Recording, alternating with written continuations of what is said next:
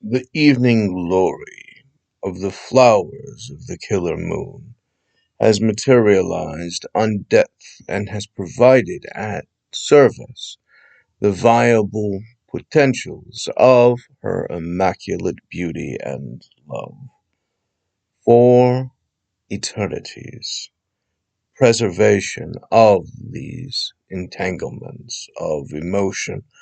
that, being held in eternal ceremony, might be everlasting in beauty and in form, that they, being cold to the touch, may stretch out amongst all of the planes without disruption, and in their undead form may be able to roam undisturbed despite the difficulties of some seasons, allowing them to maintain all of their responsibilities in the Black Dragon's lairs on the icy peaks of their mountain. The greed of the Gnostics and their degrees of illusion, such as the position of the inversion as above, so below, materialize the manipulation of societies in the concentration of potential and powers that they might, by subversion, such as in the movie Killers Flowers of the Killer Moon, would be able to materialize hate crimes and subversions in society, which would allow them to kill people and spoil them for these resources if those parties would have been worth stealing from in the first place. And therefore, long term plans such as marriages and entanglements and contracts and treaties would be formed with the purpose of subterfuge by these wizards of degrees of knowledge in service and promotion of their Lord Stolas and his perfection of their knowledge of the predicting futures, that they, by the use of horoscopes, can use this fiendish knowledge in order to assert the dominance and superiority over their cattle victims. And these chattel slaves, having materialized their inherent inferiority, being foundationally looked down upon, to be massacred, to be slaughtered, to be butchered, and to be pieced and torn for parts and gore, could be used by these butchers of society in order to promote themselves by the spoils, having enriched themselves by the values owed to their victims, including the disillusionment of debts and responsibilities by those contracts, which being the expensive part of a contract not being delivered on due to unfortunate circumstances, would free themselves of these liabilities. The active migrations of the undead under this arrangement, not being disturbed by the cold, actively has the normal temperatures derived by seasons, countered by the magical cold, which, by definition, being connected to but not overlapping with the gate going to the other realm, materializes the differences in temperature and thus the creation of suction, and thus the creation of wind, and with the manufacture of the fogs, which, having been poisoned on the other side, exponentially allude to an eerie essence, which then taints the body and soul. This being observed in the generic world, being viewed observes the dragon's presence as a disguised obstruction, which, using the overlapping activities, maximizes its particular advantages against its prey, and while it does not need to do so in many cases, it having the example, is used to it, having maximized its specific skills and expertise upon the effect, are materially potent against foreigners or travelers, which very well may be of the paladin persuasion, as the action of many paladins having to be broken, as their inherent naughty behavior of the lawful good, inherently seeking to automatically kill the undead without question concerning their alignment, are usually misbehaved concerning this violation of taboos, and those undead not inherently being of an evil alignment would have otherwise been protected by the religious treaties derived by their understandings, and in these entanglements not receiving those benefits, actively ensnare them with all consent, including the gods of the paladins of the misbehavior, who, having been bound into this conflict, understands the tendencies and their refusal to listen to their gods or to have prayed enough for their gods to have properly warned them, despite all of these obligations, very well might have other things to do, and therefore the function turns to them of them being discarded by history, abandoned for the function that they, in breach of their alignment, may break their oath and be bound to its taint, derived by their inherent nature for refusing to observe these essential alignments, responsibilities, and not taking care to necessary precautions, have afflicted themselves with the disdain against their own fake ideals, proven fake by virtue of them having crossed the line in the first place. As the thing is said, it is understood in the eyes of Satan. Do else thou wilt is the whole of the law, and thus they, being bound to their anarchist ways, have materialized the abandoning of all principle and construct of ordered society, which,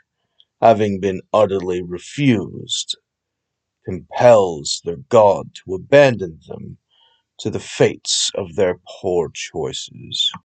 as they are relented to be sacrificed amongst the others as long as they can endure, until the inevitability of the bitterness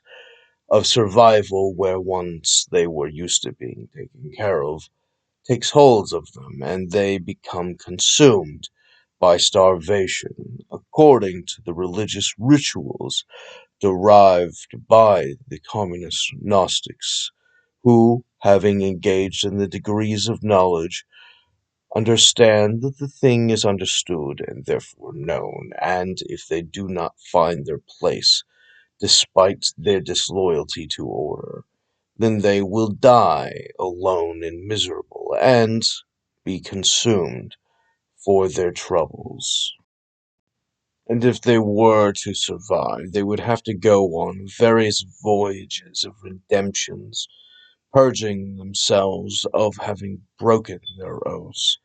as a fundamental disloyalty to their constitution, identity, and the existence of health, or life itself and its potencies. This may very well lead them to a life having scurried away from the areas, into an escape of the voyages, that they upon the high seas may derive some semblance of peace, derived by their own ability to endure through the tragedies, and therefore reclaim themselves, if at all possible, unless they, having purged themselves of their parts in order to engage in a futile struggle for survival, having already sold it, would not have it. At which point the function of the voyages amongst the trades would bring them through hell itself, and through the beating heart of the abyss, being followed by the dream vestige, materializes the attachments to the ships, disguising themselves in the fogs, protecting them by the same dangers that would repel the others, that they must self-impose upon themselves, that they may derive their ability to prove their abilities and competencies and viabilities of survival, lest they fail amongst the consistent applications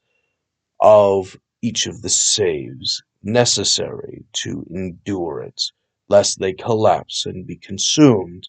as a forgotten memory, or their breach of order having finally dissolved them, body, mind, and whatever else would have been there. Perhaps they can pick up the trade and viably sustain themselves. Perhaps they can find a living amongst the dead. Or perhaps the corruption bears on their souls and utterly devastates them as they slip slowly into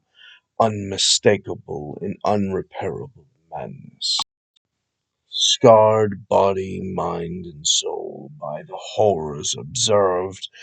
not just of the temporary immediately in front of them amongst the hells, but of their past and all of the mistakes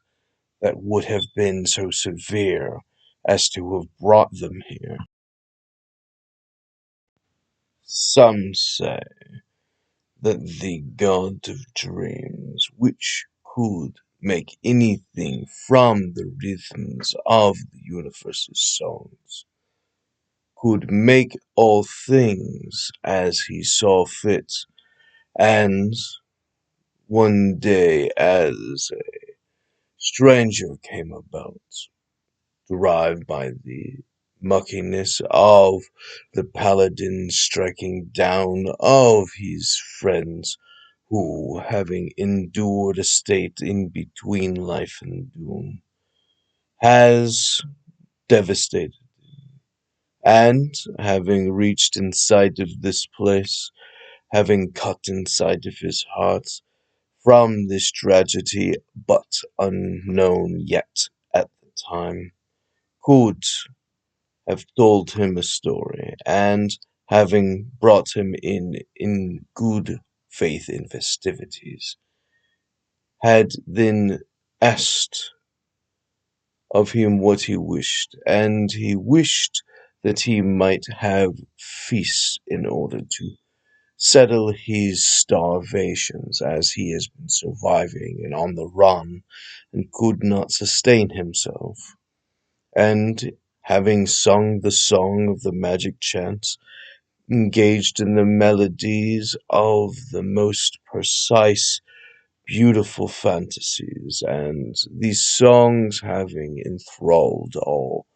who were around, watched as the feast appeared as though from magic. The stranger then asked for another song, as though he could come the man that does the singing, that he could do the magic from the compulsion, and the thing being understood as not transferable was not to be done, and the man of dreams ignored him in favor of it, but began to sing his songs and melodies either way, and as he did so, the stranger came and cut his throat, but he did not worry because he could not die. And as the blood dripped from his throat, hoping for the stranger to be able to acquire this power by the murder, was unsuccessful. And as he sang out the notes, and his blood came forth and filled the sands. He materialized into the sands that they might be brought by the winds to all of the various places that they settling upon various peoples while they slumber at night may diversify the whole of his imagination and the entirety of creation in all of its diversities might be settled upon the full division of the populations that they could enjoy as should be this magical man, this sand man, these magicians of dreams. And as the evolution is nothing more than the changing of forms, according to the singularity theory concerning the Hindu religion that believes that all is one, and therefore it placed a trick on itself that it might tell its story, is in fact immortal and beyond these pathetic squabbles of finite potencies, and the survivor, having foolishly gone to this, has bound to himself his fate, and having cruelly applied these thefts from the form, had banished himself into starvation and nightmare, that he might be consumed inside of the dream, and this vestige, having taken him forth, demands his permanent voyage as a captive, as a slave, as its possession, for he was too arrogant to do what is right, and having bound himself to his disloyalty to order, had been cast out from ordered society, and having been fully transformed according to his identity of his breaking of oaths,